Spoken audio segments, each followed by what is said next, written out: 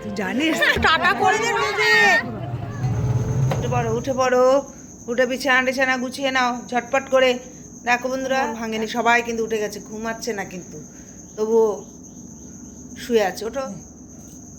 Hello everyone, good morning বন্ধুরা। এখন ঘড়ির কাঁটায় বাজে সকাল 8:30 আর আমি এখান থেকেই ব্লগটি শুরু করলাম তোমাদেরকে সাথে নিয়ে। আশা করছি ভিডিওটি তোমাদের ভালো লেগে থাকবে। কোথাও কোনো অংশ যদি তোমাদের ভালো লেগে থাকে চ্যানেলটিকে লাইক কমেন্ট করে দিও।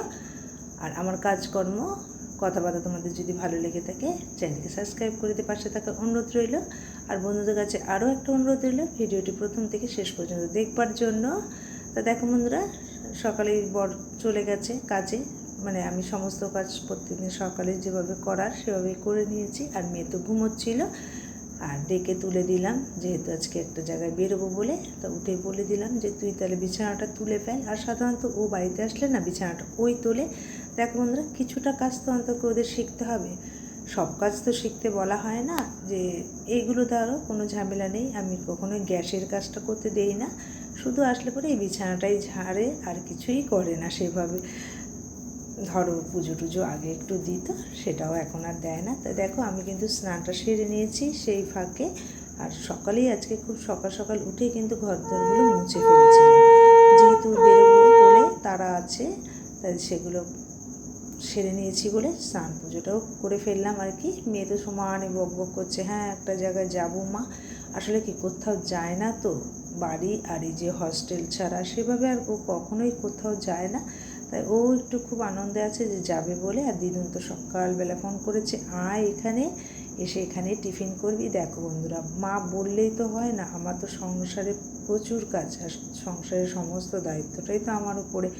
আর যেহেতু বর যাবে না, বর বাইরের খাবারটা খায় না বলেই খুব একটা তো দেখ কোথাও যাওয়া হয় না, শরীরের জন্যই আর কি সে যেতে পারে না। তো দেখো আমি বাজার থেকে সেরে চলে এসেছি আর কি, মাছ এনেছি আর একটু মাংস এনেছি, মানে যাতে দুটো দিন আমার হয়ে যায়। কালকে আবার রং খেলা আসছে, রং খেলার দিন আমি বাজার যাব না বলে আজকে একেবারেই সেরে নিলাম। সবজিটা আছে আর কিছুটা ঠাকুরের ফল নিয়ে আসলাম, কালকে যেহেতু পূর্ণিমার একটু সকাল সকাল উঠেই পুজো দেবো, মানে সেই বাজারের কাজটা সেরে ফেললাম আমি। আর এখানে এসে মেয়ে মাছটা ধুতে, মেয়ে আবার বাড়ি আসলে কিন্তু এই আর একটা কাজ করে, সেটা তোমাদেরকে বলা হয়নি। মাছ আর এই মাংস বলো, ওর ধোয়া না খুবই সুন্দর, আর এত পরিষ্কার করে ধোবে সেটা আমিও পারি না। মানে ও এত সুন্দর করে কাজ করে, যে কাজটা করবে খুব পরিষ্কার করেই করে। তো দেখো ওখানে আমি ভাতটাও চাপিয়ে দিলাম ঝটপট করে। আর এখানে বরের জন্য 1 গামলা জলটা ফুটিয়ে রেখে যাই, বিকেলের মধ্যে এসেই আমি আবার বোতলে করে ঢালতে পারবো, ঠান্ডাও হয়ে যাবে। তার জন্যে এখানে আমি আবার একটু জলও বসিয়ে দিলাম, আর গ্যাসে ভাতটা বসিয়ে দিলাম, তাহলে কি তাড়াতাড়ি হয়ে যাবে। আর মেয়ে তো ওইদিকে মাছ মাংসটাও ধুয়ে নিচ্ছে। বেশি কিছু রাখবো না বরের জন্য, মাছটা করব। আর একটু বাঁধাকপি ছিল, মানে কোনো মতে বর যাতে দুপুরে হয়ে যায় সেরকমই করে আর কি রেখে যাব। তা দেখ একটু উচ্ছে দিয়ে আলু দিয়ে, আর সামান্য গাজর আছে ঘরে, বেশিটা নেই, হাফ গাজর আছে, ওটাকে সেদ্ধ দেব। দেখবে উচ্ছে ভাজার থেকে আমার মনে হয় সেদ্ধ খাওয়াটা অনেকটাই বেশি ভালো, যেহেতু সামান্য তেল থাকে ওর মধ্যে।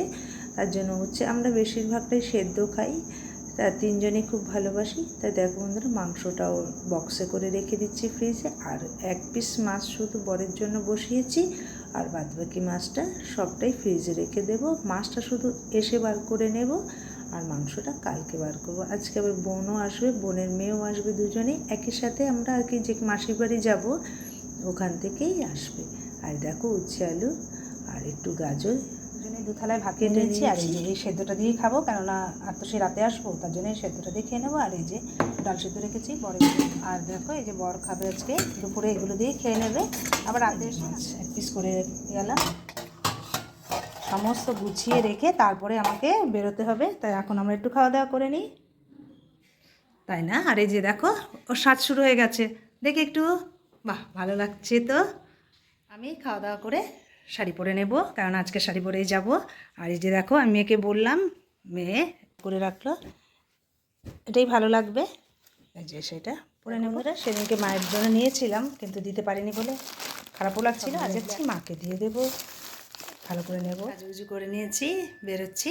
তা ওখানে গিয়ে দেখা হবে। মা তো অনেকক্ষণ আগে ফোন করেছে, কিন্তু কী করবো বলো, সংসারের কাজ সেরে তারপর তো আমাকে বেরোতে হবে।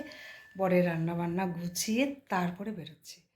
তো বন্ধুরা, সংসার ধর্মই হচ্ছে বড় ধর্ম। আগে সংসার ধর্ম পালন করব, তারপরেই তো আর কি সব জায়গায় যাব।